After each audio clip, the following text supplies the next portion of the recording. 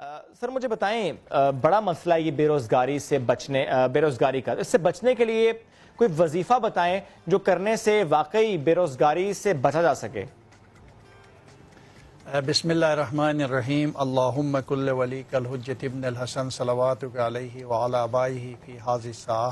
وفی کل ساعہ ولیا وحافظا وقائدا وناصرا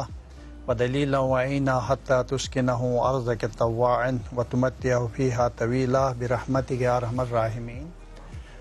بہت شکریہ، اور آج جمعہ بھی ہے اور آپ سب کو بہت مبارک ہو، اور جمعہ کا دن عظیم دن ہے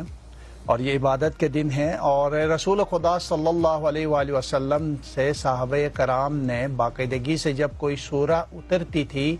جب سورہ مکمل ہوتی تھی تو باقاعدہ اس کی فضیلت اور اس سورہ کے بارے میں رسول خدا سے پوچھتے تھے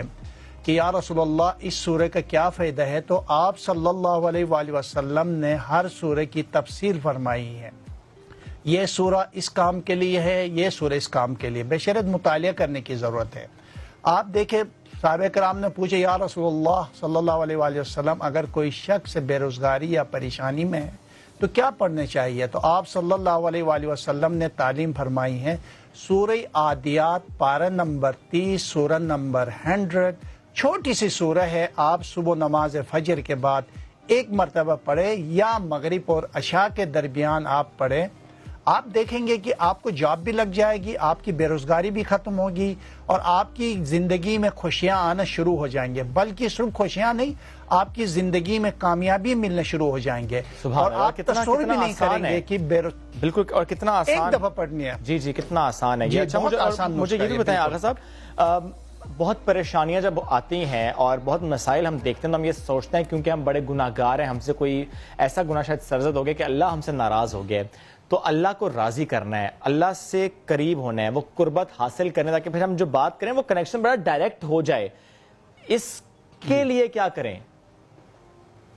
اس کے لیے بہت بہترین طریقہ ہے کہ آپ اپنی اصلاح کریں، اور حضرت علی علیہ السلام کے ایک قول ہے کہ من عرف نفسہ فقط عرف ربہ، جس نے اپنے نفس کو پہچانا اس نے اپنے خدا کو پہچانا ہے۔ صحیح۔ آپ کے اندر جو برائی ہے، دھوکہ دہی ہے، حرام مال اور جھوٹ اور بہت سے ایسی چیزوں سے آپ پرہیز کریں اور نماز کی پابندی کریں۔ رسول خدا صلی اللہ علیہ وآلہ وسلم نے ارشاد فرمائے بے روزگاری اور خدا کے قرب حاصل کرنے کا بہترین طریقہ جو تعلیم فرمائی ہے وہ یہ ہے استغفر اللہ ربی واتوب الیہ۔ آپ روزانہ ایک تسبیح پڑھیں، اور اس طرح